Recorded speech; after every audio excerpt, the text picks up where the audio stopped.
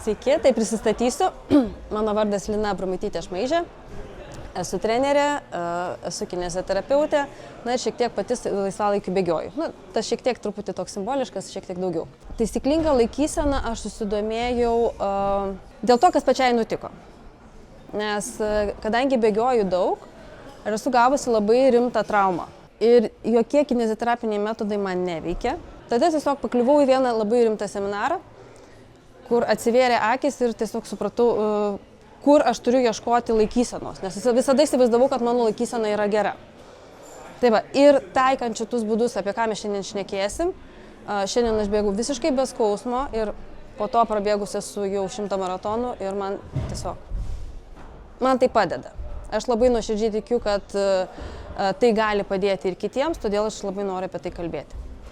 Kiek žinau, tai matau keletą nelaipėtojų, bet šiaip turbūt dauguma lipa cienom, ne? Tai mano patirtis yra šiek tiek kitokia, tarkim aš bėgu, bet aš pasistengsiu tam tikrus dalykus susijęti su jūsų patirtimi, kaip aš ją įsivaizduoju, jeigu ką jūs mane taisykit, gerai?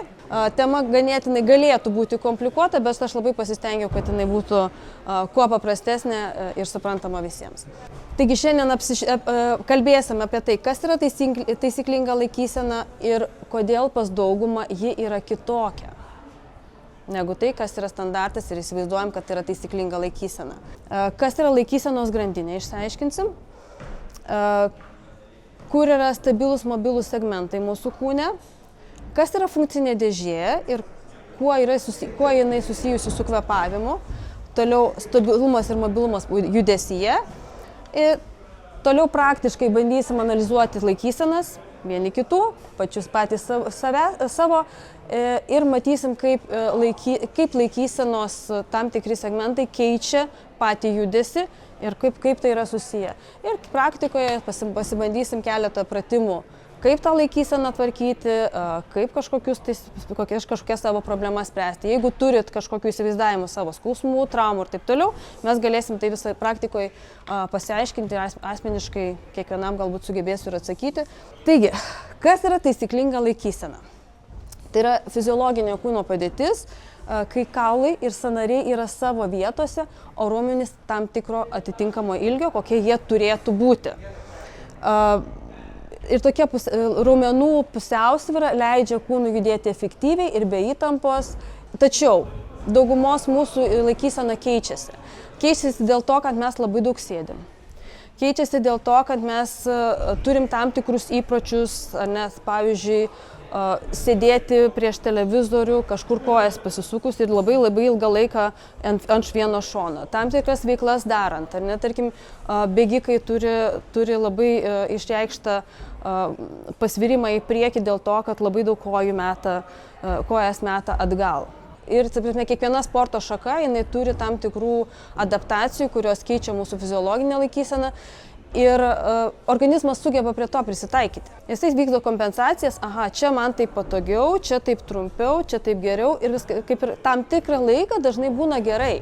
Tam tikrose situacijose, kai mes turim didesnį krūvį, netipinį krūvį, tos adaptacijos pradeda streikuoti ir sako, ne, aš taip nedirbsiu.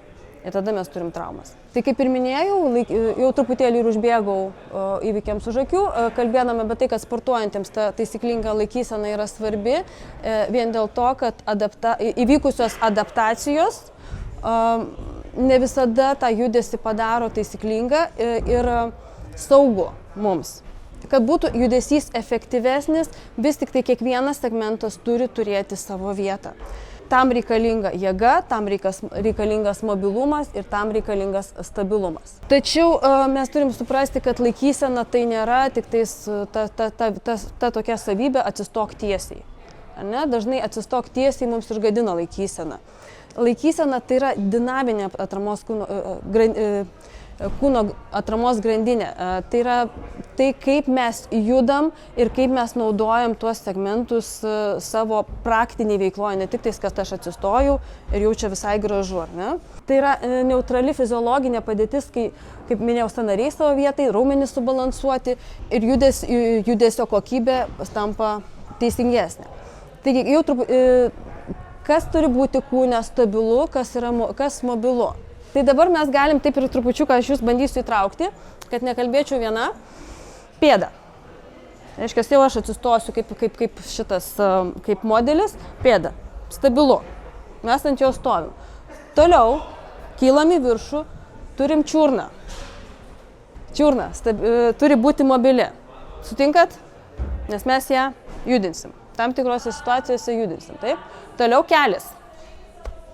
Turi būti stabilu. Jis neturi lakstyti į šalis. Toliau klubas. Turi būti stabilu. Turi būti mobilu. Reiškia, aš jį turiu judesį atlikti visom amplitudėm, sugebėti. Toliau juosmeninė stuburo dalis. Čia. Turi būti stabilu. Toliau krūtinės ląsta.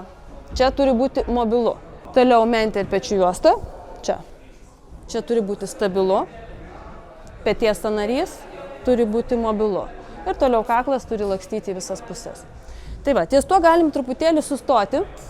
Ar jums viskas čia aišku? Kodėl? Klauskit. Kelias yra stabilus, aš nežinau, kelias tai juda visą laiką. Kelias taip, kelias jisai juda pirmin ir atgal. Kelias nestabilu yra tada, kai aš tupiu ir man va taip kojas dreba. Va čia yra nestabilu. Nes tada mes turim judesį per kelią tik tais viena kryptimi. Jeigu yra šiek tiek sukimo judesio tada, kai kelias yra sulenktas, tai mes galim blauzdą judinti. Bet jisai kitu atveju jisai turi judėti tik tais pirmin ir atgal. Ir kas įdomiausia šitoje vietoje, kad nuo kelio praktiškai nepriklauso, ar jisai stabilus. Kelias pats savaime, jisai labai reta yra skausmo priežastis, nors ten labai dažnai skauda. Ir jisai neturi beveik neturi įtakos, kad jisai stabilus ar ne. Viskas labai priklauso nuo to, kaip dirba klubas ir kaip dirba čiurna. Jeigu jie dirba taip, kaip jie turi dirbti, kelias yra stabilus. Jeigu tik pradeda trūkti judesio arba čiurno arba klubuose, tada kenčia keliai. Ir dažniausias kelio skausmas ir gaunasi. Tarkim, jeigu aš klube neturiu judesio ir aš tupiu. Ar ne, mano keliai sugriuvo, reiškia, judesys jau gaunasi ne šitaip, o jisai gaunasi va toks kreivas. Ir viena pusė, tarkim, kelio labiau kenčia, kita kenčia, reiškia, viena susispaudžia, kita atsiveria. Meniskas trinasi, girnelė trinasi ir taip toliau. Ta prasme, tai čia va šitoje vietoje atsiranda toksai paradoksas. Skauda ten, priežastis ne ten. Mentis jinai turi judėti, bet, pavyzdžiui, jeigu aš atsirėmiau, turiu atramą ant rankų, jinai turi sustabilizuoti visą peties sąnarį. Mentės judesiai, jeigu yra papildomi judesiai mentyje, jisai visą peties sąnarį išmuša. Apie tai mes irgi pakalbėsim, kaip sustabilizuoti mentį ir kokie raumenys už tai atsakingi. Pas daugumą pas mus jie yra labai blogai veikiantis. Labiau atrodo, kad judri turėtų būti juosmeninė, o krūtinė stabili, ar ne? Taip, bet čia ir yra esmė tas, kad mes juosmeninė dalis, ten yra, turim stuburą, ar ne, ir labai daug raumenų. Ir atrodo, galiu judėti ir judėti. Bet čia mūsų visi gyvybiniai organai sudėti. Čia. Pilve. Ir raumenys turi dirbti taip, kad jie šitai vietai neleistų judėti. Ir kai šita vieta yra sustabilizuojama, mes apie tai ir aš vėlgi užbėgu, bet norėjau paaiškinti, kai mes šitą vietą susijungiam, va, čia laikau, aš galiu suktis. Ar matot, kur aš sukuosi? Čia. Per krūtinę. Sukasi krūtininiai slanksteliai, jie, va, nuo 6 iki 8. Su ta sąlyga, kad mes laikom čia. Mes dažniausiai taip ir gyvenam, kad mes judam per čia. Ir čia yra šiandieninio mano pokalbio esmė, kad mūsų gyvenime mes judam labai daug per juosmenį ir per tuos dalykus mes sugadinam savo laikyseną. Čia mes turim sustabilizuoti taip, kad čia nejudėtų. Praktiškai, yra toksai sukimėsi kažkiek tai to, bet jisai juda beveik klubais su apatiniais šonkauliais, jie visada juda beveik kartu. Ir kai jie juda kartu, tada visuose sąnariuose mes turim taisyklingą judesį. Pradedant tuo, kad pradeda judėti krūtinės ląsta. Čia mes kalbam dabar apie fiziologinę laikyseną, apie fiziologinius judesius, taip kaip turėtų būti. Toliau mes pasižiūrėsim, kaip mes turim jūsų kiek mes egzempliorių, mes pasižiūrėsim, kaip yra pas vieną, pas kitą, pas trečią ir kaip dėl to keičiasi laikysena. Tai va, ir kai mes turim fiziologinę tą padėtį ir mes susistabilizuojam šitaip, turim tuos stabilius mobilius segmentus, mes turim taisyklingą laikyseną. Jeigu tik tais pradeda čia byrėti, mes byram į visas pusės ir automatiškai keičiasi viskas. Jeigu aš stoviu taisyklingai, aš turiu svorio centrą kažkur per vidurį pėdos, maždaug 60% mes turim svorio ant kulno, 40% ant pirštų. Visa mano grandinė eina nuo ausies ir praktiškai va čia virščiūnas. Jeigu aš ilgai sėdėjau prie kompiuterio, arba ten naršiau telefone, ar dar kažkaip, daugumai mes vis tiek tų situacijų gyvenime daug yra, netgi valgom mes palenkę galvą ir mūsų galva važiuoja. Aš svorio centrą vis tiek turiu išlaikyti. Aš turiu išlaikyti ant žemės. Automatiškai, jeigu aš pasvėriau galvą, taip, ar ne, aš va šitaip negaliu stovėti ir išlaikyti viso segmento tiesiai. Mano kūnas ieško, kaipgi jam patogiau padaryti. Jisai sugriuvo. Jeigu aš labai daug sėdžiu ir mano klubas visą laiką yra sulenktas. 8 valandas, ar ne, kaip daugumai sekasi tą veikti, ar ne. Paskui aš atsistojau, man jau tiek nebeišsitėsė, kiek turi būti, bet aš noriu stovėti tiesiai. Aš ką padariau? Aš ištempiau ir turiu, kaip sakyt, pakankamai sausą figūrą, kur ten, tarkim, pilvas neriebalai, ar ne, o pilvas išsivertęs. Mes turim hiperlordozę. Maža to, aš noriu vis tiek stovėti tiesiai, ar ne? Aš pradedu tiesinti ir aš pradedu tiesinti krūtininę kifozę. Nugara turi truputėlį būti palinkusi į priekį, viršutiniai daly, bet jeigu aš turiu per daug čia, ar ne, nes aš atsistojau, man čia sutrumpėjo, aš išsitiesiu per krūtinę. Ir paskui rentgeną daro ir sako, sumažėjusi kifozė. O į veidrodį pasižiūrėjau, visai nieko atrodo. Ar ne? Tiesiai, gražu. Mes turim tokių, pasižiūrėsim, sakau, kokiu atveju mes turim, bet jeigu į gatvę išeisit, pasižiūrėsit, tai labai daug tokių dalykų matosi. Tai va, ir tai yra tiesiog mūsų gyvenimas, ir tai yra mūsų adaptacija, ir mūsų kūnas keičiasi. Bet jeigu mes norim turėti kuo mažiau traumų, turėti tą judesį, kurio mums reikia, mes turim galvoti, kaip nors truputį grįžti prie to, kas yra fiziologiškai mums skirta.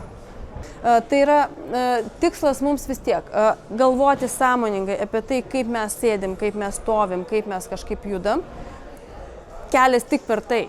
Paskui tai tampa mums artima ir mes galim taip gyventi jau su ta nauja laikysena. Bet tam, kad jūs prieitumėte prie tos geresnės laikysenos, tai turės būti ne 5 pratimai, kuriuos aš šiandien parodysiu, gal biškį daugiau. Bet tai yra tiesiog sąmoningas savęs kontroliavimas iki to laiko, kol tai taps norma. Dažniausiai tai užtenka apie pusės metų kasdieninio darbo. Aš grįžau iš to seminaro, pas mane labai stipriai buvo pasuktas klubas va šitaip į priekį. Ir automatiškai labai daug visokių. Ir galva pasivirusi. Dar su galva turiu reikalų, dar dirbu. Bet labiausiai tai klubas buvo. Aš atsistojau vonioje prieš veidrodį. Gerai, sakau, dabar mes dirbsim. Ką mes čia turim padaryti? Aha, turiu klubą, reiškia, mano klubas stovi maždaug taip, aš turiu jį pastatyti ir aš taip.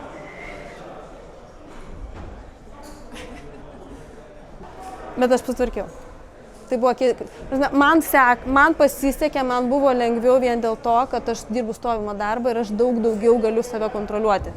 Tai bent kažkokią dalį, jeigu mes sugebėsim pakontroliuoti laiko, tarkim, tą laikyseną susistatyti taip, kaip jinai turėtų būti, tai bus nauda.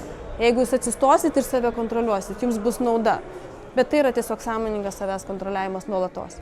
Būtent mūsų visos taisyklingos laikysenos pagrindas ir yra tai, kaip mes sugebam susirinkti tą pagrindinį mūsų segmentą, tai yra nuo dubens iki diafragmos. Tai yra tai, kas vadinama funkcinė dėžė. Tai yra tai, kur yra sudėti mūsų visi vidaus organai.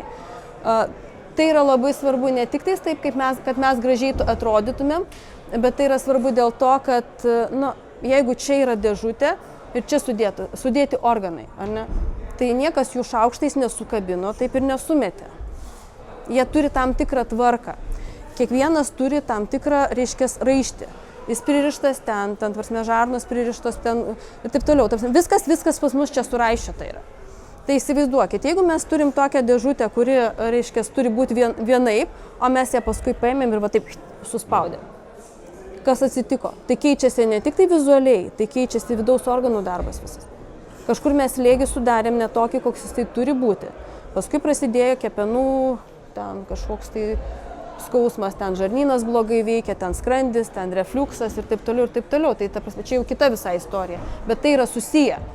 Negalima visiškai ignoruoti dėl to, kad man ir tai bus gražu. Ne? Tai toliau mes turim sveikatą. Taigi tas sėdėjimas.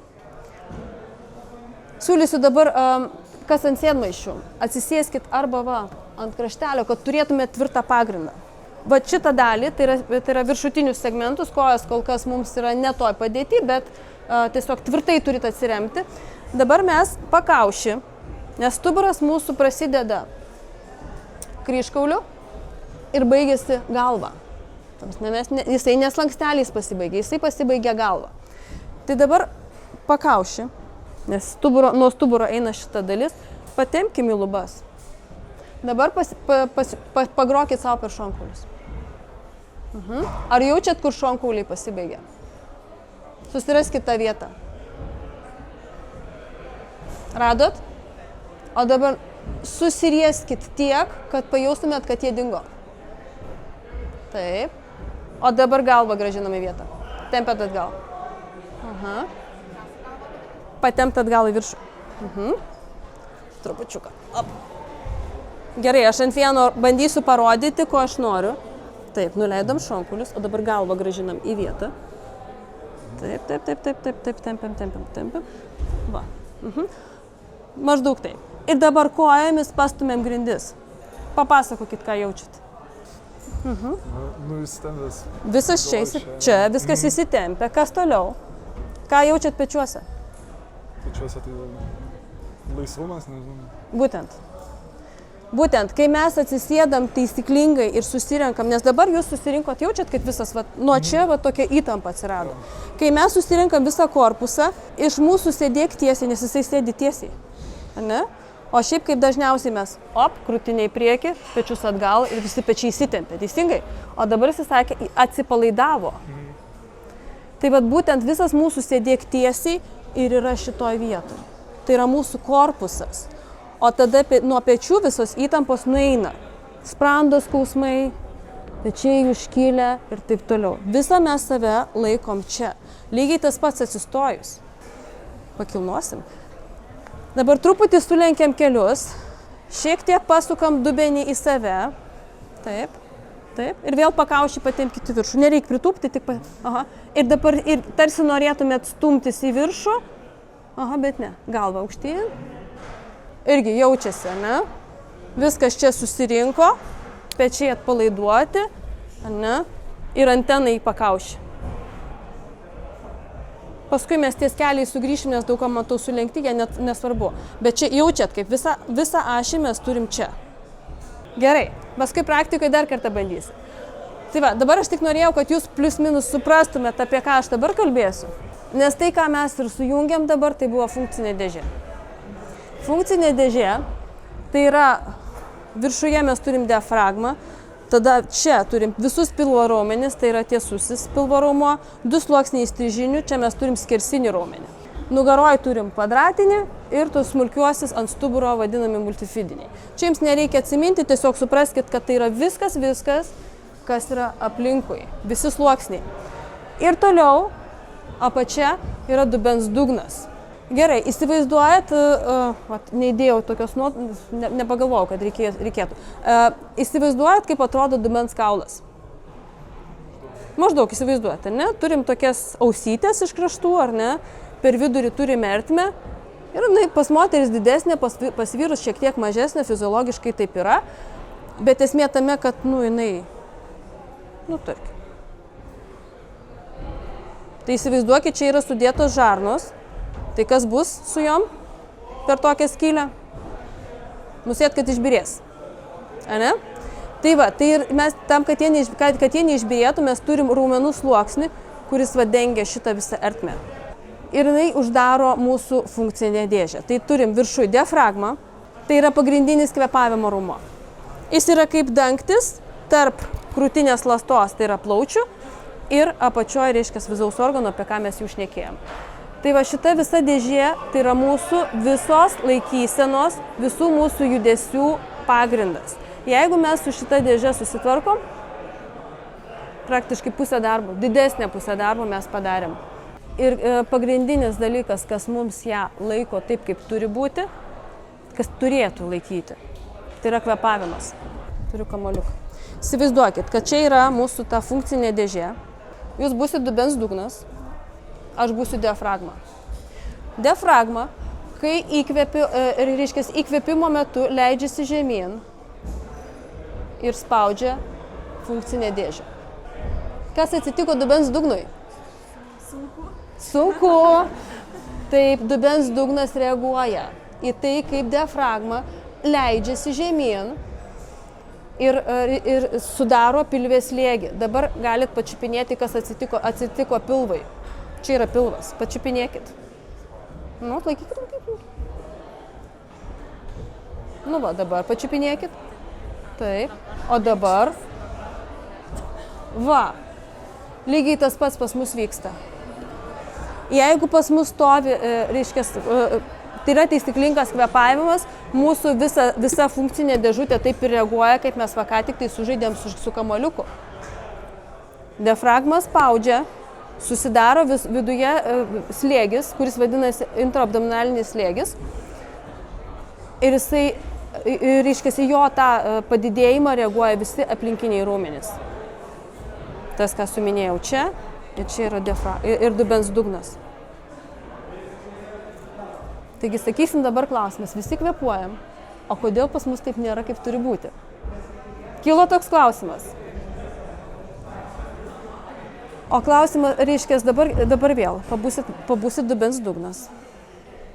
Tik dabar pabūsit tas dubens dugnas, kuris yra, reiškia, klubas, pavasti sukės į priekį. Taip. O aš pabūsiu diafragmą. Bet ir viskas. Neveikia. Pagrindinė, reiškia, kaip čia, sąlyga, kad veiktų mūsų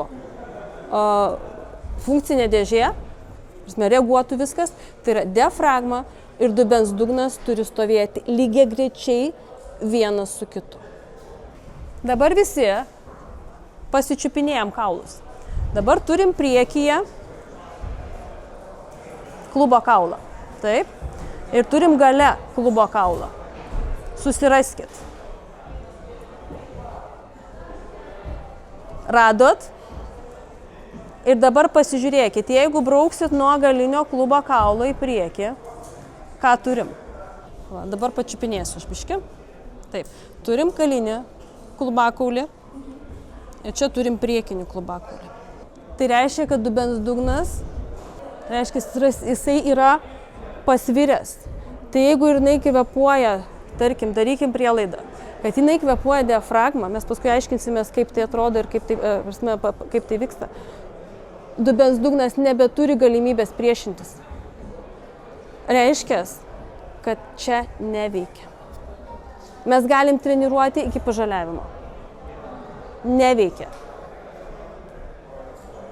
O visa mūsų dėžė turi dirbti 24/7. Kaip ir dauguma sporto klubų. Jinai turi sportuoti net tada, kai mes miegam. Ačiū. Taigi, kvėpavimas ir yra raktas į mūsų taisyklingus judesius, į mūsų taisyklingą laikyseną, nes mūsų kūnas toks, jeigu mes turim segmentus, tai yra pagrindinis mūsų segmentas yra, reiškia, korpusas, jeigu mes jį turim nestabilų, Tai reiškia, šiuo atveju pasisukęs klubas, ar ne, tai reiškia, raumenys nebesudirbs taip, kaip reikia. Mūsų smegenims čia yra pagrindinis saugomas objektas. Jeigu mums čia viskas į visas puses, ar ne, smegenys supranta pavojus. Reikia kažką daryti, kad nesugadint viso kūno. Gelbsim. Pradeda stingti aplinkiniai sąnariai. Mažėja juose mobilumas, nes čia turi būti stabilu, o čia mobilu. Jeigu čia nestabilu, čia mažina judesį. Maždaug čia negalėsi judinti, tai ir tu čia negalėsi, tada nepajudinsi. Sekantis signalas būna, kad ne tik tais, kad sustingdyti, bet pavyzdžiui, jeigu duodam didelį krūvį tam sąnariui, kuris jau yra saugantis, jisai gali išvis išsijungti, nes organizmas saugo sąnarius. Aš turėjau, tą, ką aš kalbėjau pradžioje apie savo traumą, tai po vieno bėgimo man išjungė klubo sąnarį. Išjungė tai būtent tai, kad aš einu ir aš suprantu, kad aš statau koją ir jinai tiesiog nesilaiko. Tai tiesiog raumenų nėra. Nors prieš tai buvo viskas tvarko, aš ir ant vienos kojos pratimus visokiausius, aš tikrai labai daug visokių dalykų dariau. O vieną dieną aš suprantu, kad aš per savo salę, aš tiesiog praeiti negaliu, ant vienos kojos reikia parodyti pratimą, kažką tai daryti, aš tiesiog negaliu stovėti ir man klubas tiesiog va šitaip va. Jaučiu, kaip šlaunikaulis klube laksto. Nes čia ir buvo organizmo apsauginė reakcija. Tu maždaug varai, tai gerai, tai reiškia, tu nejudinsi. Su tokiu aš nebegalėjau bėgti. Nebebėgau, kol nesusitvarkiau. Tai mes bandysim išspręsti šitą klausimą. Kaip sustabilizuoti tai, ką reikia sustabilizuoti, kaip išmobilizuoti tai, ką reikia išmobilizuoti ir kaip per tai pasiekti taisyklingą laikyseną. Tiek teorijos. Pirmas pratimas, kurį mes eisim ten į kitą erdvę, bandysim, tai ir bus kvėpavimas, mes mokinsimės, kaip taisyklingai kvėpuoti. Kas yra taisyklingas kvėpavimas? Ta, ką mes dabar darysim pratimus, tai mes tikrai bandysim gana aktyviai, stipriai įtraukti raumenis. Jeigu mes kalbėsim apie tai, ką mes darom kasdien, nes tikrai kaip po to, kai mes šitą padarysim, daugumą jūsų klausimų, negi taip galima visada. Ne, taip nėra visada. Kai mes kvėpuojam ramybės būsenoj, mechanizmas tas pats, bet jis yra visiškai be įtampos. Jisai tonusą, aš galėsiu duoti save pačiupinėti. Tonusas visada yra. Bet jeigu mes darom pratimus kaip, reiškia, treniravimui, tai mes tada akmenuką padarysim. O šiaip tiesiog tai yra tonusas. Jūs žarnos nepasieksim. Daugumai aš ten galėsiu paieškoti, ką nors, ką aš ten gerą turiu. Eisim dabar. Bandysim įsivertinti laikysenas. Savo, draugo, kaimyno. Paskui pradėsit stebėti aplinkinius, bet turi suprasti, ką matyti. Tai va, ir dažniausias laikysenos klaidas panalizuosim, bet tiesiog tada jau mes praktiškai baksnosim vieni kitus ir tada pamatysim, ką kūnas padaro, jeigu jis negali padaryti taip, kaip turėtų būti ir kur atsiranda tos kompensacijos ir apsitarsim, kokius galime daryti korekcijas. Tada toliau mes mokinsimės kvėpuoti. Tada suprasim, kaip kvėpavimas veikia kūną, jūs visi pajausit tą, ką aš apie ką kalbu. Bandysim pajudėti kvėpuojant, kas irgi yra labai svarbu. Ir pajausit, kas keičiasi kūne, kai mes judam su stabilizuotu korpusu ir kaip tie judesiai atrodo. Ir pasižiūrėsim keletą pratimų. Klubų pečių krūtinės mobilumą atstatyti, sutrumpėjusiems raumenims, ką reikia dažniausiai ištempti ir ką silpniems raumenims sustiprinti. Tokia programa.